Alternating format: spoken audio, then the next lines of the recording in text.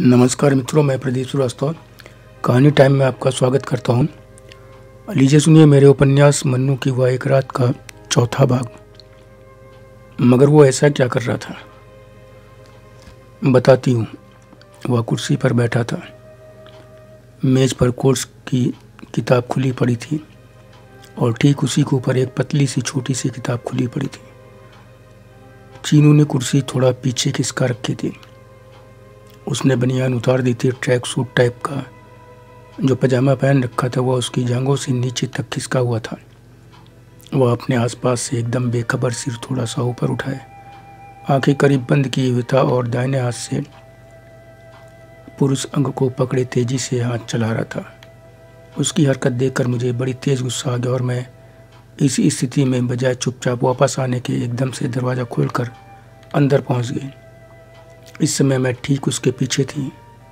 भड़क से दरवाज़ा खुलने के कारण वह एकदम से हकबका गया। उसने तुरंत अपना पजामा ऊपर खींचकर उठना चाहा, लेकिन वह झटके खाने लगा था। बड़ी मुश्किल से वह सीधा खड़ा हुआ दीवार की तरफ मुँह किए रहा। मेरी तरफ नहीं देख रहा था। मेरी भी हालत अजीब सी हो रही थी। एकदम किंकर तबे भी मूड हो गई थी। मुझे लगा कि इस समय मुझे नहीं आना चाहिए था, लौट जाना चाहिए था। बड़ा लड़का है और सबसे बड़ी बात की कौन सा अपनी संतान है। क्या ज़रूरत थी उसे टोकने की। खुद बड़ी शर्मिंदगी महसूस कर रही थी। मैंने कुछ बोले बिना चाय मेज़ पर रख दी और एक नज़र उस छोटी सी किताब पर डाली। कुछ शब्दों से पता चल गया कि वह सड़क छाप अश्लील किताब थी। मैं एकदम पलटी और वापस चल दी चुपचाप। तो वह धीरे से बोला, चाची किसी से कहिएगा नहीं। उसके स्वर में मुझे कुछ खास अफसोस जैसी बात नज़र नहीं आ रही थी। मैंने कहा, ठीक है, ये सब साफ कर देना। मैंने ज़मीन पर गिरे उसके अंश की ओर इशारा कर कहा और लौट आई कमरे में अजीब सी उलझन लिए। नज़रों के सामने एक साथ दो सीन चल रहे थे। एक चीनू का, दूसरा उसे देखकर याद आ गई रुबाना का। रुबाना? क्यों रुबाना से क्या मतलब चीनू का? बिब्बो ने एकदम से चौंकते हुए पूछा।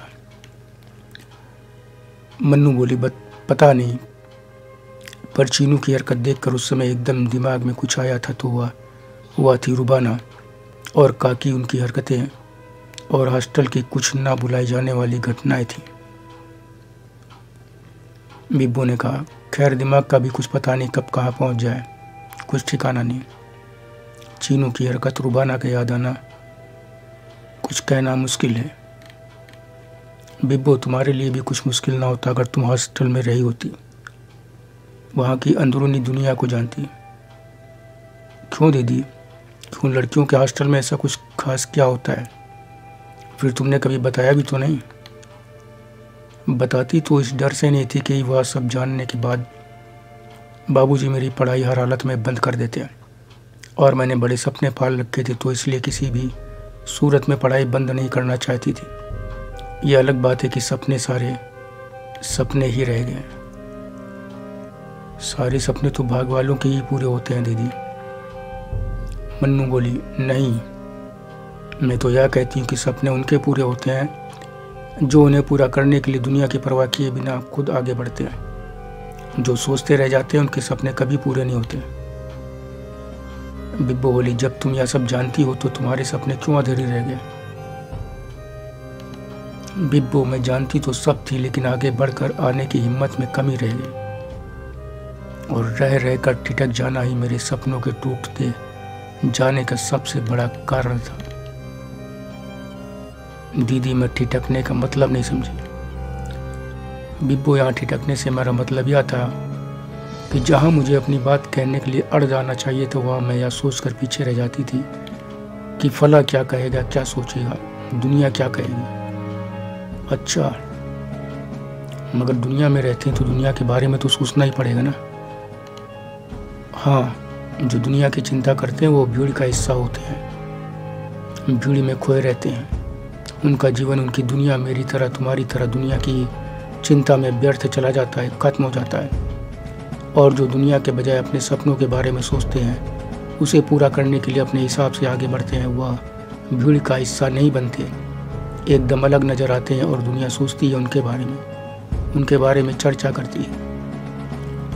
मैं तुम्हारी यह बातें पूरा तो नहीं, हाँ काफ़ी कुछ समझ पा रही हूँ दीदी, मगर कहूँ क्या, यह समझ में नहीं आ रहा है। तुम्हारी इन बातों से ज़्यादा मेरा दिमाग रुबाना काकी हॉस्टल पर लगा हुआ है कि चीनू की हरकत से तुम्हारे हॉस्टल के जीवन का क्या संबंध है। संबंध है भी और कह सकते हैं कि नहीं भी। संबंध इस तरह से है कि उस दिन जो चीनू कर रहा था हॉस्टल में, रुबाना काकी और कई लड़कियां करती थी, उन्हें किसी तरह के संकोच की तो जैसे जानकारी ही न थी। अरे ये क्या कह रही हो दीदी, हॉस्टल में यह सब होता है? बिब्बो, यह सब ही नहीं, और भी बहुत कुछ होता है जिसे जानकर तुम यकीन नहीं कर पाओगी। क्या मतलब, और क्या होता है? बिब्बो, चीनू अश्लील किताबें कोर्स की किताबों में रख कर पढ़ता था। हॉस्टल में रुबाना काकी खुलेआम देखती पढ़ती थी। उसी ने घर जाते वक्त मेरे बैग में जानबूझकर वह मैगजीन रखी होगी जिसे तुमने और अम्मा ने देखा था। तो तुम उन दोनों के साथ रहती थी, तो तुमने भी तो वह किताबें देखी होंगी, पढ़ी होंगी। बिब्बो, जो चीज़ें सामने ही घट रही हों उनसे कब तक अछूता रहा जा सकता है? कैसे रहा जा सकता है? तो तुमने उन दोनों से अलग कमरा भी लेकर रह सकती थी तुम। बिब्बो, मुश्किल था, उस समय इतनी समझ भी न थी। दरअसल एक कमरे में 4 स्टूडेंट रहती थी। मेरे साथ रुबाना काकी यानी काजल और नंदिता रहती थी। नंदिता बहुत पढ़े लिखे और अच्छे परिवार से थी। रुबाना और काकी अच्छे खासे खाती पीती एक घर की थी, मगर पढ़ाई लिखाई के मामले में दोनों का परिवार पीछे था। काकी के पिता एक व्यवसायी थे और रुबाना के ठेकेदार। दोनों को कुल मिलाकर पैसे की कमी न थी। मैं जब पहुंची तो मेरे लिए तो पूरी दुनिया ही एकदम अनजान, एकदम नई थी। मुझे हॉस्टल और रैगिंग के बारे में कोई जानकारी न थी, जबकि रुबाना काकी काफ़ी कुछ जानती थी। परम खुराफाती और आज़ाद ख्याल की थी। अपनी मनमर्जी करने में ही उनको जैसे सब कुछ मिलता था। उनकी हरकतें कम से कम मेरी जैसी सामान्य लड़कियों के लिए किसी अजूबे से कम ना थी। यही कारण है कि उसकी बातें मुझे जस की तस आज भी याद आए और चीनू ने एकदम से उसी दुनिया में पहुंचा दिया था। मैं जब हॉस्टल में पहुंची थी तब इन दोनों ने मेरे हॉस्टल के जीवन से अनजाने होने का खूब फायदा उठाया। दिन में कई सीनियर स्टूडेंट ने अच्छे ढंग से हमारा परिचय लिया। कुछ उसमें ऐसी थीं जो बेढंगे ढंग से भी पेश आईं। उस गुट में काकी और रुबाना की सहेलियां भी थीं। दिन में सीनियर जूनियर रैगिंग की थ्योरी मुझे थोड़ी पल्ले पड़ गई थी। शाम को हॉस्टल पहुंची तो वहाँ भी सीनियरों का एक गुट आया। कुछ अच्छे प्रश्न किए तो कुछ उल जलूल प्रश्न थे। यह गुट जब कमरे से बाहर निकल गया तो हमने राहत की सांस ली। अब तक मेरी आंखें डबडबा आई थी। क्यों दीदी, तुम्हारी आंखें क्यों डबडबाई थी? ऐसा क्या हुआ था?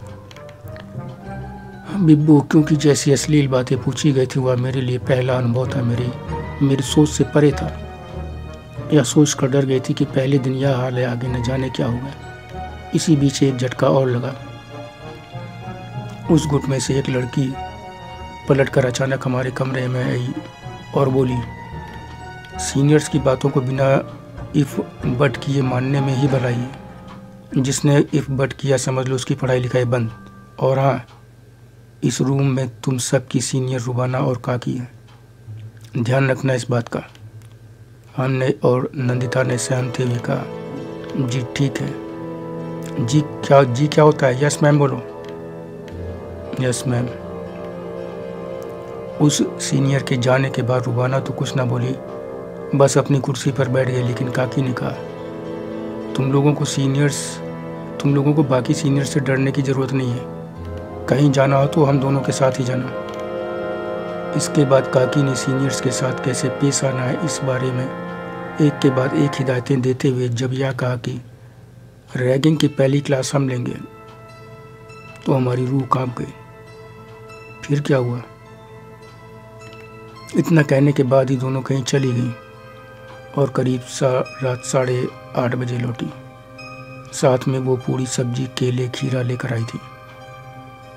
पूरा पैकेट हमारे सामने मेज़ पर रखकर काकी बोली, सुनो, तुम लोगों को भूख लगी होगी और अभी मेस शुरू नहीं हुई है, खाना बनाने का अरेंजमेंट भी अभी नहीं है, इसलिए फ़िलहाल आज पूरी सब्जी का मजा लेते हैं।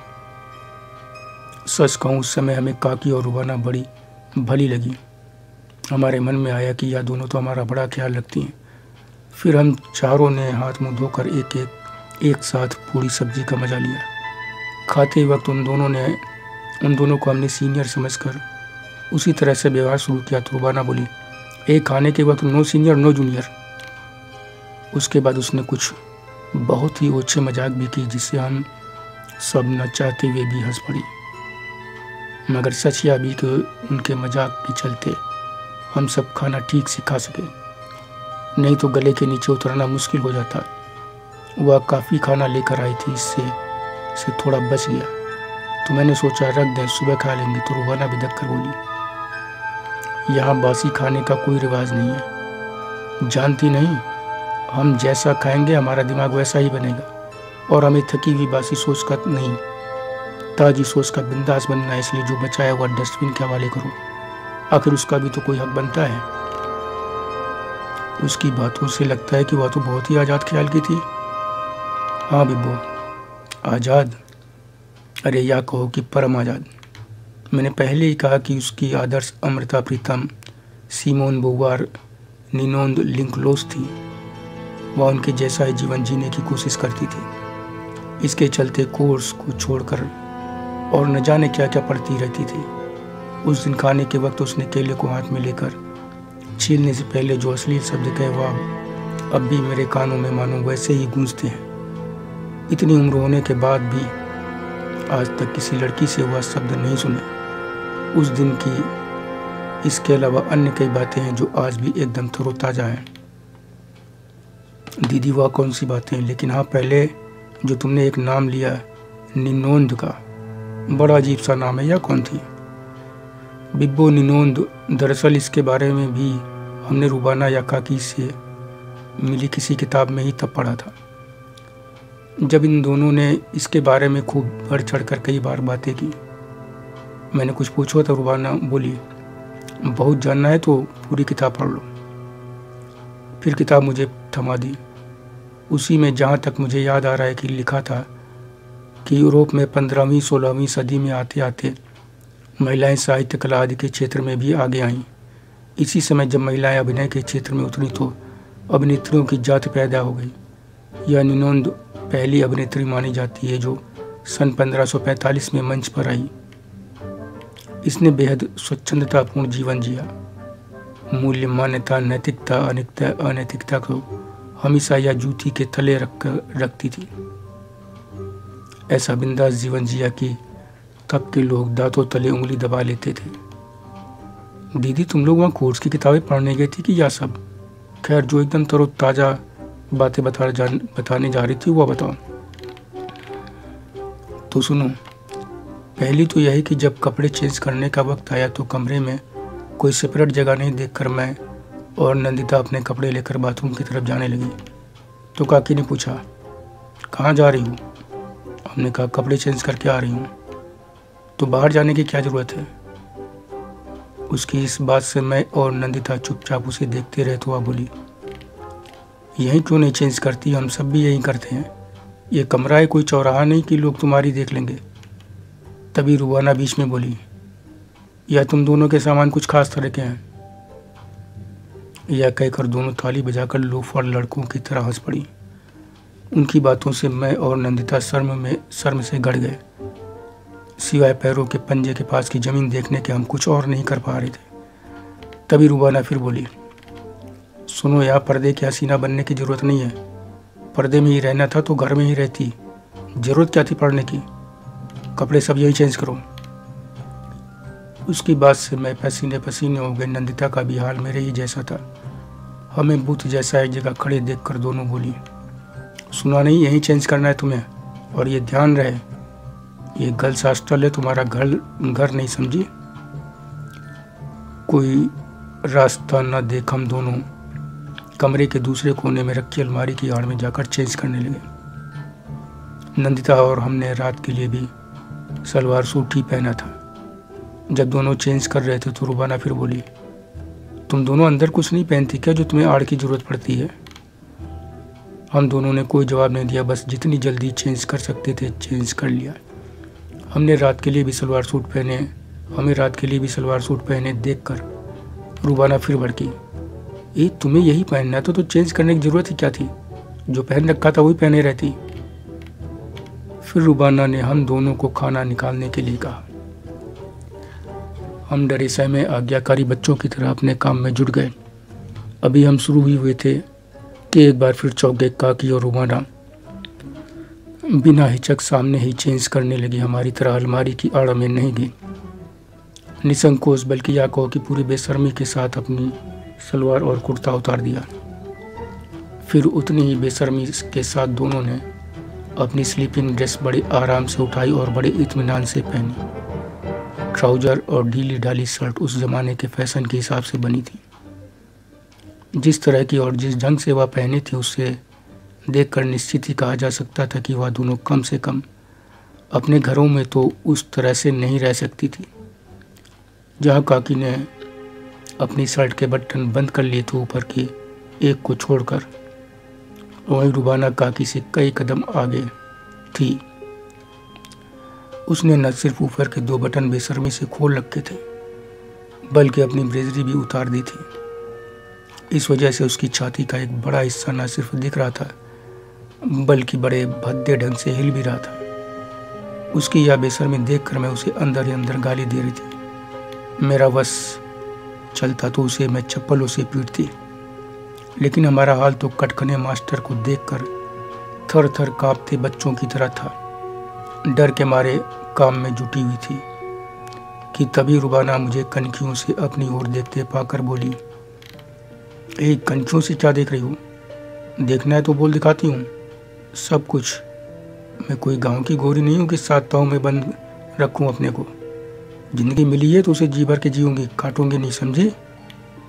ऐसी ही न जाने कितनी नसीहतें देती रही वह, और साथ में काकी भी। खा पी कर सोने का वक्त आया तो दोनों ने नया तमाशा शुरू कर दिया। कैसा तमाशा? बिब्बो, वही तमाशा जो रैगिंग के नाम पर होता है। क्या किया उन दोनों ने? जब मैं और नंदिता सोने के लिए अपने अपने बेड की तरफ चली तो अचानक काकी बोली, सोने की इतनी भी जल्दी क्या है? ये कोई घर है कि खाया पिया कि मम्मी डांटेंगी? अब जबकि हम लोगों को एक ही कमरे में साथ रहना है तो सबसे पहले यह जरूरी हो जाता है कि सब एक दूसरे के बारे में सब कुछ जान लें। इसके बाद सबसे पहले रुबाना ने अपने बारे में बताया। उसके बताने का अंदाज कुछ ऐसा था कि जैसे वह किसी स्टेट की राजकुमारी है और उसके जैसा दुनिया में कोई नहीं। अपनी बहादुरी के कई किस्से सुनाए, जैसे जब वह हाई स्कूल में थी तो किसी लड़के ने उसे कुछ कह दिया तो उसे उसने दौड़ा दौड़ा कर पीटा। उसके लंबे चौड़े शरीर और व्यवहार को देखकर मुझे उसकी बात पर यकीन करने में जरा भी देर न लगी। उसने अपनी बातों से यह एहसास कराने का पूरा प्रयास किया कि यदि सामने वाला उसकी बात नहीं मानता है तो वह कुछ भी कर सकती है, वह किसी से नहीं डरती। सच कहूँ तो उसकी बातें सुनकर मैं और भी ज़्यादा डर गई। नंदिता का भी हाल यही था। फिर काकी का नंबर आया। वो अजब ही ख्याल की लड़की थी। उसने अपने परिवार की रईसी और अपने को बहुत तेज तर्रार, खूबसूरत, बहुत ही विद्वान बताने की भरपूर कोशिश की। बड़े घमंड के साथ यह बताई बात कि वह जूनियर हाई स्कूल से ही क्लास कट करके घूमती रही है। इसके लिए घर से लेकर स्कूल तक उसे कई बार सजा मिली, लेकिन वह नहीं बदली। उसकी नज़र में सारे पुरुष कमीने होते हैं, इसलिए औरतों को चाहिए कि उन्हें अपने पैरों की जूती बनाकर रखने की हर संभव कोशिश करती रहें। ओफो, हे भगवान, ये कैसी लड़कियां थी? बिब्बो ने आश्चर्य से पूछा तो मन्नू ने गहरी सांस लेकर आगे कहा, दोनों ही पूरी तरह से कंफ्यूज्ड लड़कियां थीं। वह दुनिया भर की क्रांतिकारी बातें करती थी, लेकिन उनके काम व्यवहार में कहीं से उन बातों का प्रभाव नहीं दिखता था। तो फिर क्या हुआ? फिर मैंने और नंदिता ने अपने बारे में बताया। उन दोनों ने मेरी और नंदिता की खूब खिल्ली उड़ाई। कहा, तुम दोनों तो 16वीं सदी की कन्याएं नजर आती हो, फिर यहाँ क्या करने आई हो? अच्छा चलो कोई बात नहीं, हम तुम्हें मॉडर्न बना देंगे और तुम वही करोगी जो हम कहेंगे। फिर हम दोनों से गाना गाने को कहा। किसी तरह गाने से फुर्सत मिली तो नाचने को कहा। ऐसी ही तमाम ऊट पटांग बातें की, काम करवाए, या सब करते करते रात 1 बज गए। तब सोने का वक्त आया। पहला 1 हफ्ता ऐसी ही ऊट पटांग बातों और डरते कांपते बीता। इसके बाद फिर हालात से थोड़ा सा परिचित होते जाने के बाद हमारे जान में जान आनी शुरू हुई। मगर रोज ही कुछ ना कुछ नया होता था या सुनने को मिलता जो हमारे लिए एक नया अनुभव होता। कोई 10 दिन ही बीते होंगे कि रुबाना और काकी का एक नया सच, जो मुझे उस वक्त बड़ा घिनौना लगा था, देखने को मिला। यह सुनते ही बिब्बू ने पूछा, घिनौना सच? ऐसा क्या था? हाँ बिब्बू, उस वक्त मुझे उससे घिनौना कुछ और लगा ही न था। क्यों, ऐसा क्या किया था उन दोनों ने? बता रही हूँ। उस दिन क्लास अटेंड करने के बाद कुछ किताबों वगैरह के चक्कर में हम लोग अमीनाबाद गए। वहाँ से आते वक्त रुबाना काकी मिल गई। दोनों के साथ 4 और सहेलियाँ थीं। वही रुबाना ने बातों ही बातों में फिल्म देखने का प्रोग्राम बना दिया। इवनिंग शो देखना तय हुआ। हमने नंदिता ने मना किया तो काकी लगी आंख दिखाने। अब हमारे सामने हाँ करने के सिवा कोई चारा न था। मैं जीवन में पहली बार किसी पिक्चर हॉल में इवनिंग शो देख रही थी। खैर, इवनिंग शो देखकर हॉस्टल लौटे तो देर से आने के लिए वार्डन की डांट पड़ी। खाए पिए फिर फिल्म के बारे में तमाम बातें होती रही। करीब 1 बजे सोए। थकान के कारण बड़ी गहरी नींद आई थी, लेकिन रात करीब 3 बजे होंगे कि पेशाब लगने के कारण मेरी नींद खुल गई। तभी मेरे कानों ने ऐसी आवाज़ सुनी जो उससे पहले कभी नहीं सुनी थी। मेरे कान खड़े हो गए। कमरे का नाइट लैंप ऑफ था, मगर बाहर जो स्ट्रीट लाइट लगी थी उनमें से एक का खंभा हमारे रूम की खिड़कियों के सामने था और रोशनदान से छनकर रोशनी भी आ रही थी। उस रोशनी में चीज़ों को बहुत साफ तो नहीं, हाँ फिर भी समझने लायक के स्तर तक आसानी से देखा जा सकता था। जब मैंने जैसी आवाज़ किधर से आ रही है या जानने के लिए नज़र डाली उस ओर जिधर से आवाज़ आ रही थी, तो जो देखा उससे आश्चर्य से आंखें फटी की फटी रह गई। रुबाना के बेड के आगे ही काकी का बेड था और रुबाना उसी पर थी। और काकी कहाँ थी? काकी भी वहीं थी। दोनों की स्लीपिंग ड्रेस की बटन सामने से खुली थी। ट्राउजर बदन पर नहीं था और दोनों एक दूसरे से गुत्थम गुत्था थी। यह अजीब आवाज़ भी उन्हीं की थी। यह दृश्य मेरी कल्पना से परे था। मैं सांस थामे पड़ी रही, देखती रही उनका घिनौना खेल। जिस पेशाब के लगने के कारण मेरी नींद खुली थी, उसका एहसास न जाने कहाँ लोप हो गया। कुछ देर बाद जब उन दोनों का ज्वार उतरा तो रुबाना वहाँ से उठी और बड़ी सावधानी से अपना ट्राउज़र पहना। फिर एक नज़र हम दोनों पर डाली और अपने बेड पर आ गई। उधर काकी ने भी अपने कपड़े ठीक किए और सो गई। मगर मेरी ना सिर्फ नींद उड़ गई, बल्कि किस लिए खुली थी यह भी भूल गई। करीब आधे घंटे तक अपने इस नए अनुभव से हतप्रभ मैं पड़ी रही। मगर पेशाब ने फिर जोर मारा तो उठी बाथरूम जाने के लिए। अब तक दोनों सो चुकी थी। नंदिता भी पैर फैलाए सो रही थी। बाथरूम से लौटी तो मेरी जान ही निकल गई। अरे क्यों, ऐसा क्या हो गया था? बिब्बो ने पूछा। मन्नू बोली। बाथरूम से जब कमरे में वापस आई तो देखा रुबाना अपने बेड पर बैठी है। मैं डरते हुए अनजान सी बनी अपने बेड पर आ गई। अभी लेटी ही थी कि रुबाना उठकर मेरे बेड पर आ गई। मैं हकबका कर उठ बैठी तो वह बोली, तुम कितनी देर से जाग रही हो?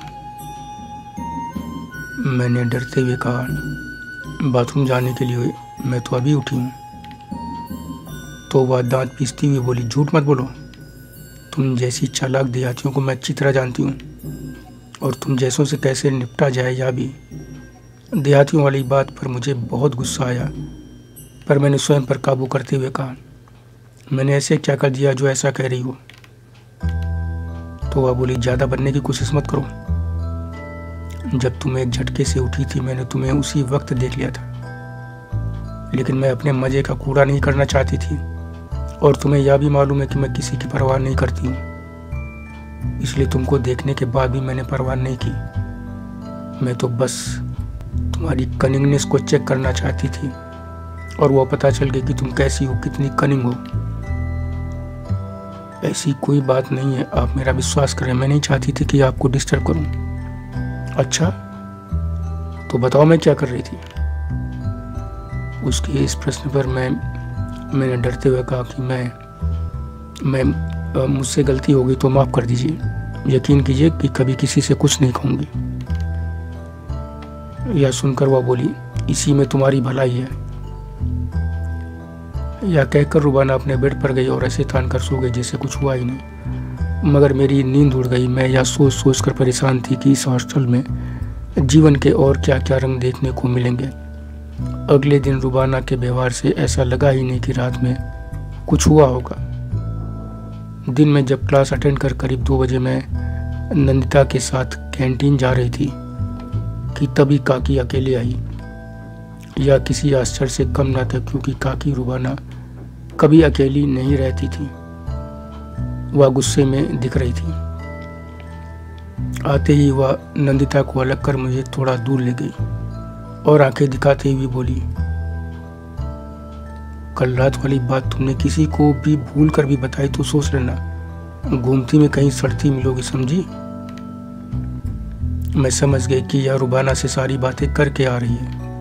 इन 1.5-2 हफ्तों में मैं यह भी जान गई थी कि इन दोनों ही के संबंध यूनिवर्सिटी के नेता टाइप के छात्रों से भी हैं। तो काकी की धमकी से डरकर मैं हाथ जोड़कर बोली, मैं कसम खाकर कहती हूँ कि सपने में भी कभी किसी से कुछ नहीं कहूँगी। बड़ी अनुनय विनय के बाद वह मानी।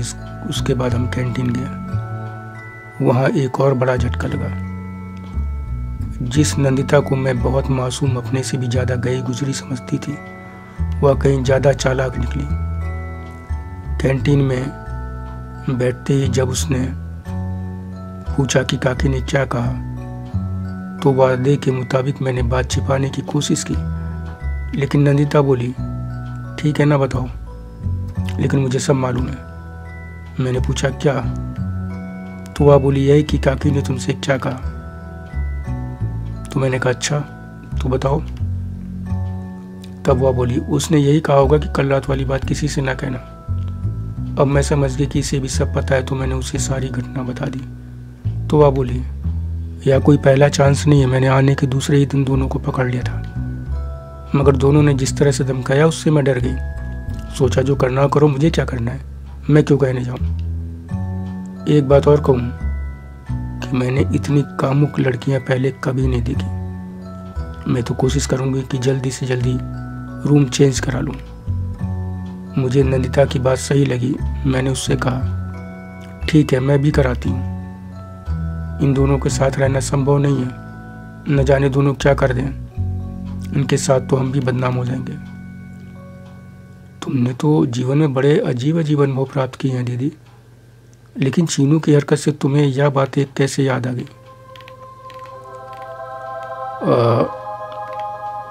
अब या तो मैं बहुत साफ साफ समझा नहीं पाऊंगी। शायद वह छात्र रहते हुए यह सब कर रहा था, और रुबाना वाली घटना भी मेरे छात्र जीवन की थी।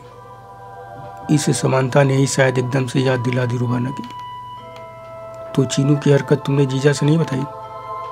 नहीं, उनको बताने का मतलब था एक बड़ा तमाशा खड़ा करना, और फिर उनसे मेरा संवाद ही कितना था।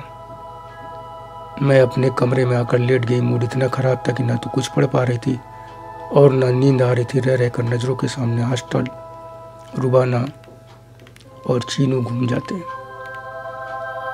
फिर मैंने सोचा कि चीनू कल चला जाएगा, चोरी पकड़े जाने के बाद अब वह यहाँ नहीं रुकेगा। यही सब सोचते सोचते 3 बजे के आसपास मुझे नींद आ गई।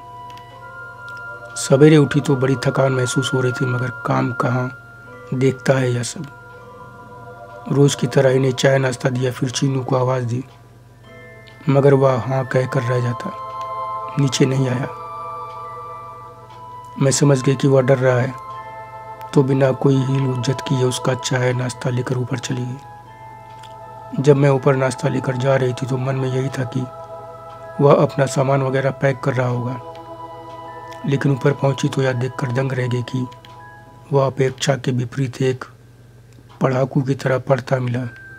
शायद पढ़ने का ड्रामा ही कर रहा हो, खींच मिटाने का तरीका भी कह सकते हैं। मेरे लिए यह एक आश्चर्यजनक अनुभव से गुजरने जैसा था। मैं जहां अपने अंदर एक अजीब सी शर्म संकोच महसूस कर रही थी कि उससे कैसे क्या कहूँगी, लेकिन मेरी हालत के विपरीत वह एकदम बेफिक्र था। मैंने नाश्ता उसके सामने रख दिया, वह कुछ न बोला, मैंने भी कुछ न कहा, चुपचाप चली आई नीचे। मगर तभी मन में यह बात फिर आई कि शायद वह इनके जाने की प्रतीक्षा कर रहा होगा, फिर जाएगा। लेकिन नहीं, ऐसा नहीं हुआ। वह शाम तक ऊपर से नीचे उतरा ही नहीं। मैंने भी खाना वगैरह ऊपर ही दे दिया, पानी की बड़ी बोतल भी ले जाकर रखाई। पूरा दिन बड़ी उधेड़-बुन में बीता। शाम होते होते अपनी अजीब सी हालत पर मैं हैरत में पड़ गई। ये सोचने लगी कि ये क्या हो रहा है मुझे, क्यों ऐसा क्या हो गया था तुम्हें? बिब्बू ने फिर पूछा। मन्नू बोली, हुआ या कि मेरे दिमाग में चीनू की हरकत वाला दृश्य बराबर न जाने क्यों बना हुआ था। जितना उसे दूर झटकने की कोशिश करती हुआ और भी ज्यादा मुझसे चिपक जाता। ऐसी व्याकुलता, दिमाग में ऐसी गड़बड़ हो रही थी कि कुछ भी समझ में नहीं आ रहा था। ऐसे ही ऊहापोह में शाम बीत गई। या शाम को आया तो न जाने क्यों पारा चढ़ा हुआ था इनका। उनके पारे को देखकर मैंने नाश्ते से लेकर खाना तक सब वही बनाया जो इनका मनपसंद था, मगर सब बेकार। बदले में खाने को मिली गालियाँ, और सोते वक्त जैसे गुलाम को आदेश दिया जाता है, कुछ उसी अंदाज में यह आदेश मिला कि 2 हफ्ते की एक विभागीय ट्रेनिंग के लिए बम्बई जाना है, इसलिए सुबह कपड़ा वगैरह सब तैयार कर देना। मैंने भी एक गुलाम की तरह ही आदेश सुना और मन ही मन कुर्ती भी लग गई काम में। जब सोने पहुंची तो नींद नहीं आ रही थी, आती भी कैसे। वह तो न जाने कब की मेरी सौतन बनी रोज रात भर मुझे डसती आ रही थी, तो आज कैसे आ जाती। तब टीवी में आजकल की तरह 24 घंटे प्रोग्राम नहीं आते थे कि खुद को उसी में खपा देती। और फिर एक बार नज़र घूम गई किताबों की ओर। वह निर्जीव किताबें ही उस समय मेरे सुख दुख का साथी थी। एक ऐसा कंधा थी जिस पर अपना सिर रख कर मैं आंसू बहा सकती थी। हाँ, जिया को भी कैसे भूल सकती। वह तो मेरा दूसरा कंधा थी। मगर इन दोनों कंधों में एक फर्क था। जहाँ किताबों का कंधा हर वक्त मेरे साथ था, वहीं जिया का कंधा दिन में ही मेरा साथ दे पाता था। वैसे जिया का वश चलता तो वो मेरा एक एक कष्ट खुद पी जाते, मगर एक जगह पहुंचकर वह भी विवश हो जाती थी। खैर, उस दिन भी किताबों के ढेर से उठा लिया एक किताब आंसू बहाने के लिए। किताब और लेखक का नाम तो याद नहीं आ रहा। हाँ, इतना याद है कि महाभारत के कुछ पात्रों को आधार बनाकर आज के संदर्भों में एक विश्लेषणात्मक उपन्यास जैसा था। मगर दीदी, एक बात बताओ कि जब एक तरफ जीजा से इतना झगड़ा हो जाता था तो तुम किताब पढ़ने में मन कैसे लगा पाती थी? बिब्बो, जब हर तरफ से मार पड़ती है ना, तो आंखें बरसने के लिए कंधा ढूंढती हैं। वह कंधा किसी भी रूप में हो सकता है, किताबों के रूप में भी हो सकता है। मेरी आंखें भी पहले जिया को ढूंढती। जब वह ना होती तो किताबों को कंधा बना लेती। उस दिन वह किताब मेरे आंसुओं को पूछ रही थी। रात 3 बजे तक वह किताब पढ़ती रही। लगा जैसे वह किताब मुझे ही ध्यान में रखकर लिखी गई थी। अंबिका, अंबालिका, गांधारी, कुंती, माद्री सब बच्चों के लिए ही तो क्या क्या कर बैठी थी, नियोग से लेकर और न जाने क्या क्या। उसी में महिलाओं की आज़ादी, उनके अधिकार आदि को लेकर बड़ी बड़ी बातें कही गई थी। गंगा तक के बारे में लिखा गया था, यहाँ तक की महिलाएं और ज़्यादा अधिकार संपन्न थी, मर्दों से कम ना थे उनके अधिकार। सेक्स संबंधों में भी बड़ी खुले विचारों की थी। जैसे गंगा राजा प्रतीक की सुंदरता पर मोहित हो सीधे उनसे प्रणय निवेदन कर बैठी। यह सुनते ही बिब्बू बोली, ये क्या कह रही हो दीदी, गंगा मैया के बारे में ऐसा लिखा था? हाँ बिब्बू, अच्छी तरह याद है मुझे, यही लिखा था। और कुंती को ही देखो ना, उन्होंने भी तो विवाह से पूर्व ही सूर्य से संबंध बनाए और कर्ण जैसे पुत्र को जन्म दिया। पर दीदी, वह सब देवी देवता हैं, हम उनकी बराबरी तो नहीं कर सकते ना। बिब्बू, मैं बराबरी की बात नहीं कर रही हूँ, मैं सिर्फ इतना ही बता रही हूँ कि समय चाहे जो भी रहा हो, महिलाएं हमेशा दोयम दर्जे की ही रहीं।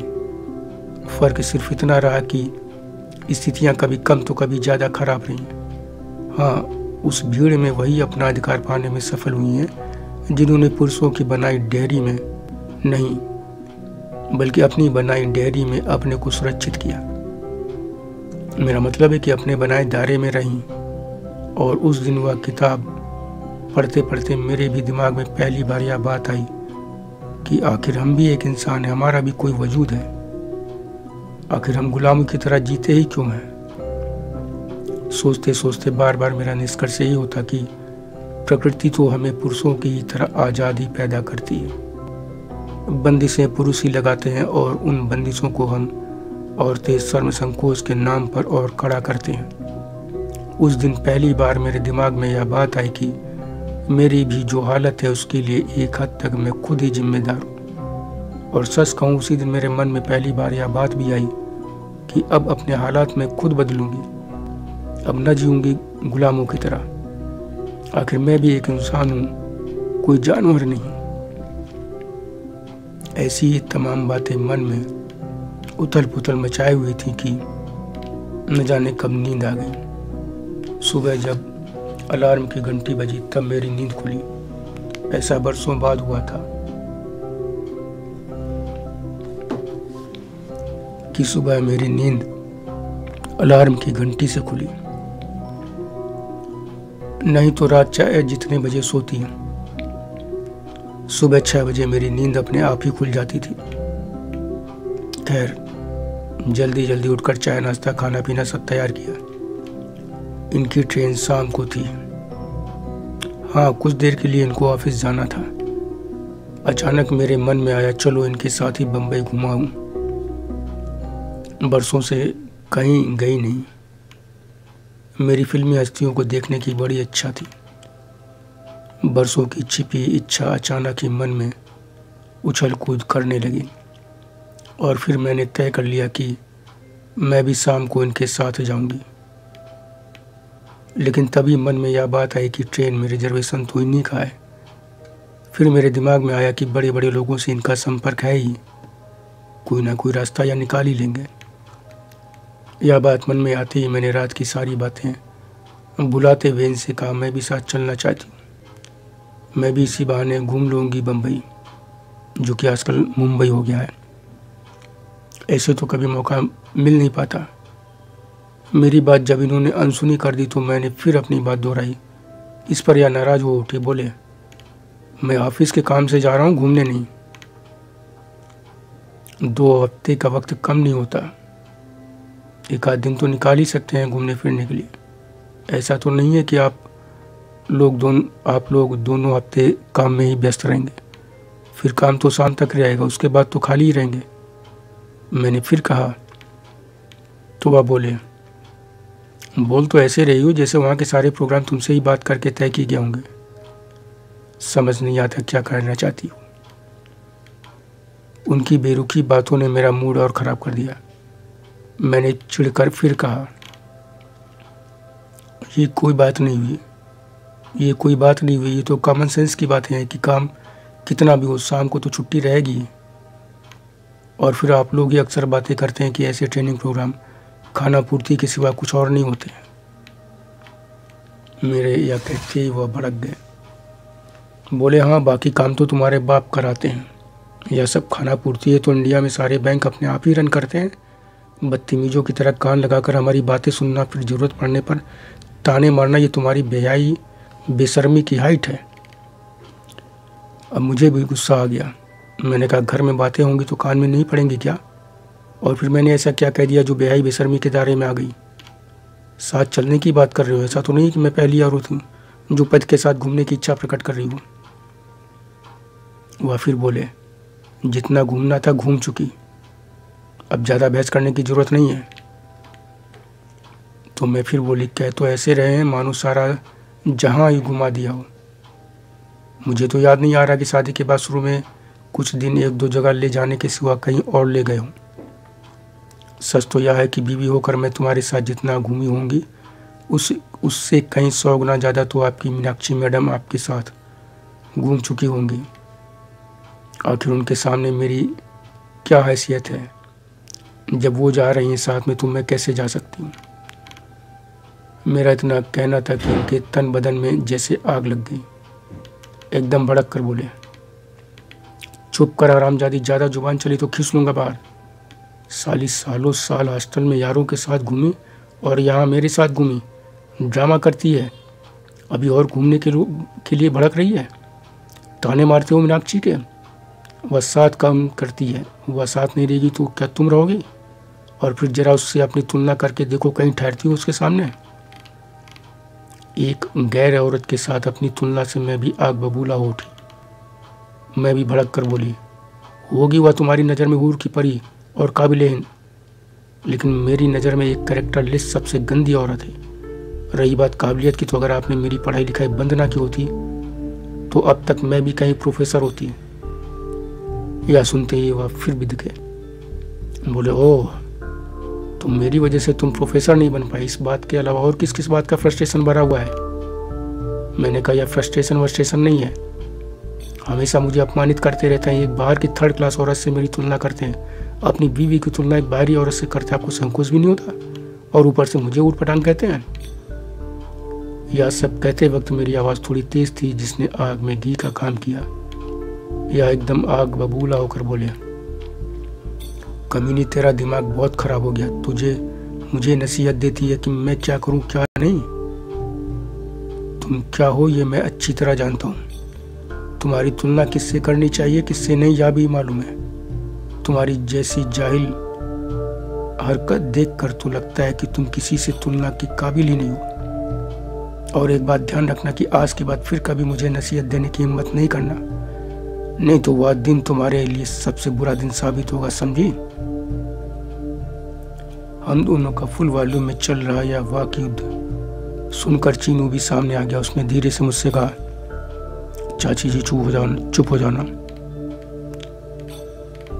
मैं वास्तव में उसके कहने से पहले ही चुप हो जाने का निर्णय कर चुकी थी, क्योंकि मेरे दिमाग में यह बात थी कि इन्हें अभी ऑफिस जाना है और फिर शाम को 2 हफ्तों के लिए बम्बई, इसलिए यह वक्त ऐसी बातों के लिए उचित नहीं है। मैंने यह सब करके गलत किया। यह बात दिमाग में आते ही मैं एकदम चुप हो गई। या इसके बाद भी कुछ देर बड़बड़ाते रहे, फिर चले गए। और मैं अपने किस्मत को कोसती हुई बाकी के कामों में लग गई। इनकी जाने की तैयारियों में कोई खामी न रह जाए, इसलिए एक बार फिर सब कुछ चेक कर डाला। सेब की किट में कुछ कमी दिखी तो चीनू को भेजकर नया सामान मंगवा कर रख दिया और इंतज़ार करने लगे कि कब आएंगे। इस बीच मुझे इस बात पर बड़ा पछतावा हो रहा था कि आज ऐसे मौके पर मैंने इनसे झगड़ा किया। ऐसी बातें क्यों की मैंने? यह सुनकर मन्नू थोड़ा शांत हो गई तो बिब्बो ने कहा, दीदी, न जाने तुम किस मिट्टी की बनी हो, इतना कुछ झेलती रही मगर हम लोगों को कभी कानो कान खबर तक ना होने दी। आखिर तुम ऐसा क्यों करती रही? सबको तुमने गैर समझा था क्या? बिब्बो, बने तो सभी एक ही मिट्टी के हैं। हाँ, हालात सबको अलग अलग कर देते हैं, उनका नेचर बदल देते हैं। वो कहते हैं ना कि जब चोट लगती है तो दर्द सहने की ताकत भी आ जाती है। जहाँ तक बात अपने और गैर का है तो मैं पहले की तरह फिर कह रही हूँ कि मैं किसी को तकलीफ़ नहीं देना चाहती थी, इसलिए नहीं बताती थी। अब तुम खुद तय कर लो कि मैं सबको क्या समझती थी, गैर या फिर कुछ और ज़्यादा ही अपना। पता नहीं, मैं इतनी गहराई से सोच समझ नहीं पाती दीदी। मगर ये मीनाक्षी कौन थी? जीजा से उसका क्या रिश्ता था? अब क्या बताऊं, इनकी तमाम सहेलियों में से एक ही आवी थी। वह उन दिनों जल्दी ही आई थी कहीं बाहर से ट्रांसफ़र होकर। कपड़ों की तरह सहेलियाँ बदलना भी इनकी आदत थी और ये बदलते रहती थी। उन दिनों मीनाक्षी का इन पर भूत सवार था।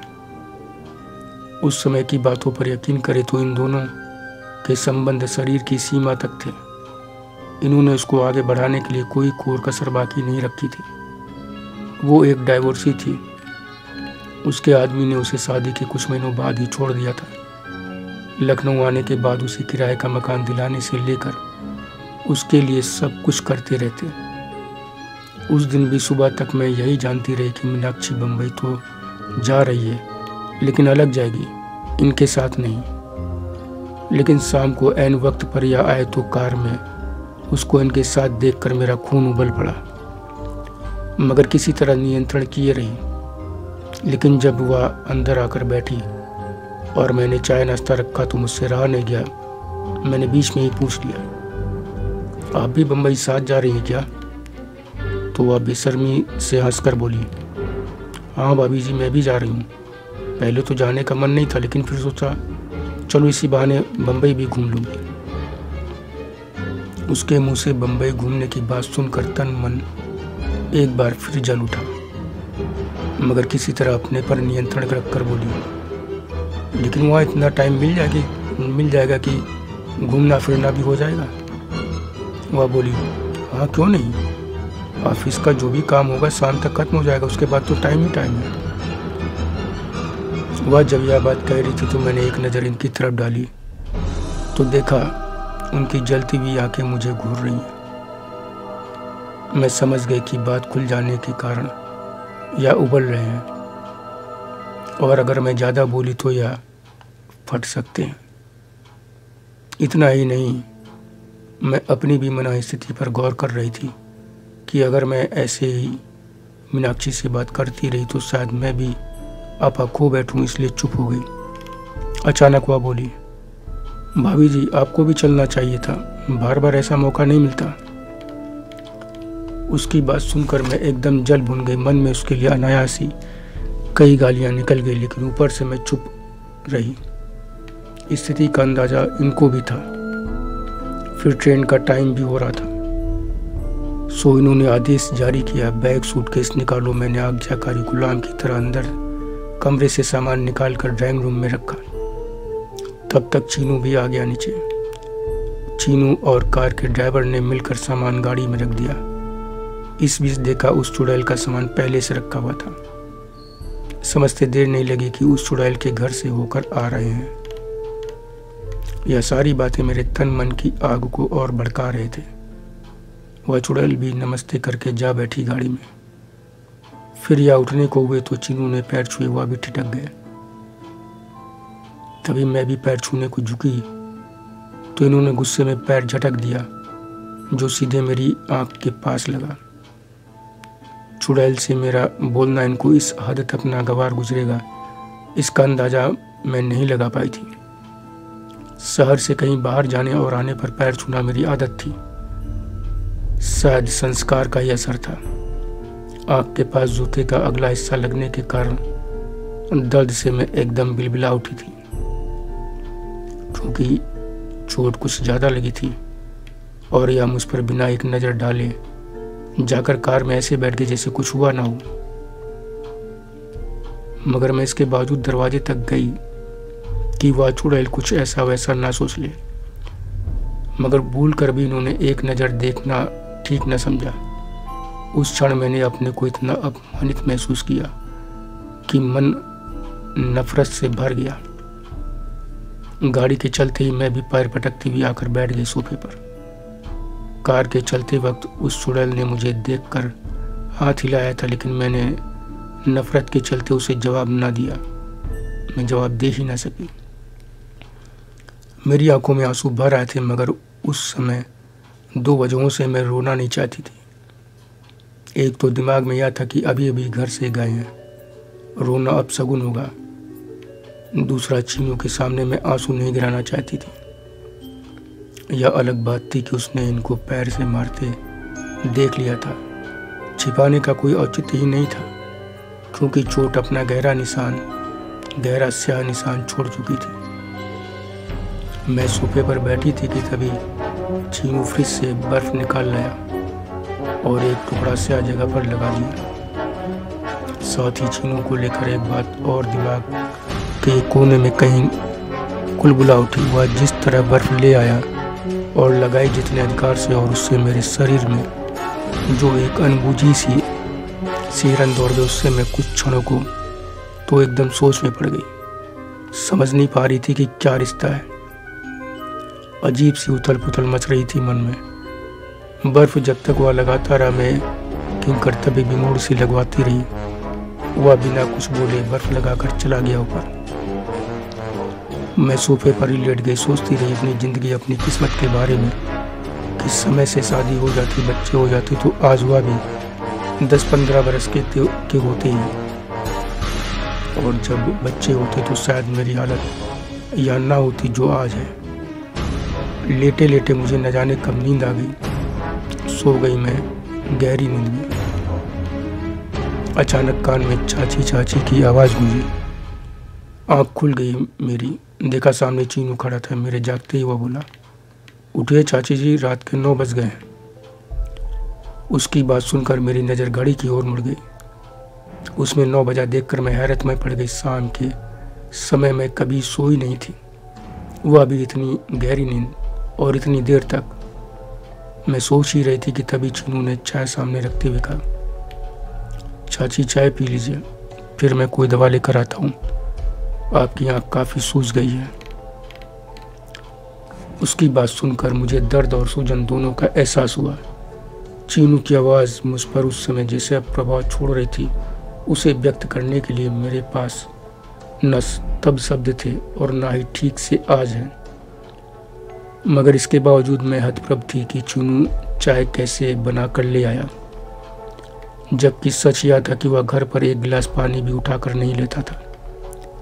तमाम तकलीफ़ों के बावजूद मैं अपनी मना स्थिति पर हैरान थी। चीनू ने भी सामने बैठकर चाय पी और यह कहते हुए बाहर निकल गया कि मैं दवा लेकर आता हूँ, नहीं तो दुकानें बंद हो जाएंगी। मैं बुत बनी देखती सुनती रही सब होते हुए। गेट के खुलने की आवाज़ पर मैं उठी और मुंह धोकर शीशे में चेहरा देखा तो मन नफरत से भर उठा। आँख के पास का हिस्सा न सिर्फ सूजा हुआ था बल्कि आँख भी लाल थी, और फिर एक एक दृश्य नज़रों के सामने आते जा रहे थे। मन में नफरत बढ़ती जा रही थी। वापस सोफे पर आकर बैठी और चाय उठाकर 2-3 बार में पी गई। वह करीब करीब ठंडी हो चुकी थी। करीब आधे घंटे बाद चीनू एक ट्यूब लेकर लौटा। मैं तब तक बैठी ही थी। उसने ट्यूब से क्रीम निकालकर चोट पर लगा दी और कहा, चाची ध्यान रखना आग के अंदर ना लगने पाए। इतना कहकर वह हाथ धोने बाथरूम में गया तो मुझे ध्यान आया कि खाना भी बनाना है। वह ना होता तो मैं निश्चित ही कुछ ना बनाती, सो जाती ऐसे ही। वह लौटा तो मैंने पूछा, चीनू खाना क्या खाओगे? जी जो मन हो बना लीजिए। इसके बाद मैंने उससे कुछ नहीं पूछा और बेमन से पराठा सब्जी बनाकर उसको खाना दिया तो उसने कहा, चाची जी आप भी खाइए ना, मैं बाद में खाऊंगी, तुम खा लो। 11 बजने वाले हैं, कब खाएंगी? मैं कुछ देर चुप रही तो वह फिर बोला, आप खाएंगी मैं तभी खाऊंगा, मैं जानता हूँ बाद में आप नहीं खाएंगी। कहकर वह बैठा रहा, खाने को हाथ नहीं लगाया। तो मैंने भी अपना खाना निकाल लिया और खाने लगी। इस समय उसकी एक और बात मुझ पर हथौड़े सी पड़ रही थी कि अब वह मुझे चाची जी ना कहकर बेधड़क सिर्फ चाची कहे जा रहा था। दूसरा, मैं यह भी एहसास कर रही थी कि चीनू की बातों का मैं न जाने क्यों पहले की तरह कोई मनमाफिक जवाब नहीं दे पा रही थी। खैर भूख लगी थी, सो खाने से मना भी न कर पाई। इस बीच चीनू खाना खाकर चला गया ऊपर। मैं भी नीचे ही लेट गई, लेकिन जाने से पहले वह यह कहना नहीं भूला कि चाची दवा एक बार फिर लगा लेना। मैं लेटे लेटे ही कुछ देर में उबने लगी, घुटन से होने लगी तो उठकर बैठ गई। अब किताबें फिर याद आई, लेकिन सब ऊपर कमरे में रखी थी। सो मैं ऊपर कमरे में चली गई, मगर वहाँ पहुँचने पर किताबों को भी छूने का मन नहीं हुआ, तो फिर लेट गई बेड पर। इनकी एक एक बात याद आ रही थी, और वह चुड़ैल भी, और अपना तिरस्कार, अपमान, वर्षों से झेलती आ रही उपेक्षा, एक एक दिन की घटनाएं, इनकी गालियां, इनकी मार, और मुझे चिढ़ा चिढ़ा कर अपमानित करने के लिए पराई औरतों से संबंध रखना, बेहिचक मेरे सामने ही उनसे बतियाना। कई बार इनकी हरकतें देखकर ऐसा लगता जैसे यह चाहते हैं कि मैं छोड़कर चली जाऊं, मगर जब इस बात की हकीकत जानने के लिए मैं मैके जाने की बात करती तो यह एकदम भड़क उठते, कहीं जाने देने के लिए भी तैयार नहीं होते थे। ऐसे में मेरे मन में एक बात आती कि इतनी आज्ञाकारी, तन मन हर तरह से सेवा करने वाली दूसरी औरत कहाँ मिलेगी, या ऐसी आया कहाँ मिलेगी? कौन होगी जो इतना अपमान सहने के बाद भी जी जान से सेवा करेगी, वह भी बिना एक शब्द बोले। मन्नू थोड़ा फिर शांत हो गई, तो बिब्बो ने फिर कहा, तुम विरोध क्यों नहीं करती थी? हमें तो नहीं लगता कि कोई भी औरत इतना सब कुछ सहेगी, चुप रहेगी। मैं होती तुम्हारी जगह तो छोड़कर चल देती, भले ही कोई साथ देता या ना देता, भले ही कहीं जाकर डूब मरती, मगर इस कदर तो कम से कम मैं ना रह पाती। बिब्बो बहुत ही तैस में आकर बोली। तब मन्नू बोली, बिब्बो मुझे खुद अपने पर अब आश्चर्य होता है कि मैं कैसे इतनी सहनशीलता मुझ पर उस समय आ गई थी। ऐसा कौन सा आकर्षण या शक्ति थी इनमें कि अब भी मैं अलग होने की बात सोच नहीं पाती, सिवाय उन कुछ पलों को छोड़कर जब आवेश में आकर क्षणिक तौर पर ऐसा सोचा हो। जैसे उसी दिन जब सोचते सोचते दिमाग की नसें फटने लगी, तो बड़ी दृढ़ता के साथ मैंने मन में निर्णय लिया कि अब की लौट कर आने दो बम्बई से। साहब बोल दूंगी, या तो अपनी आदतें बदलो, मुझे पत्नी की तरह रखो, नहीं तो बेहतर है कि मुझे अलग कर दो। अब मैं इस तरह तुम्हारे साथ रह नहीं पाऊंगी। और ये मत सोचना कि मैं तुमसे गुजारा भत्ता मांगूंगी, पैसा मांगूंगी। अपना पैसा अपने पास रखो, इतनी पढ़ी लिखी हूँ कि कुछ भी करके अपना गुजर बसर कर लूंगी। कौन है ही आगे पीछे। धन्यवाद मित्रों, शेष अगले भाग में।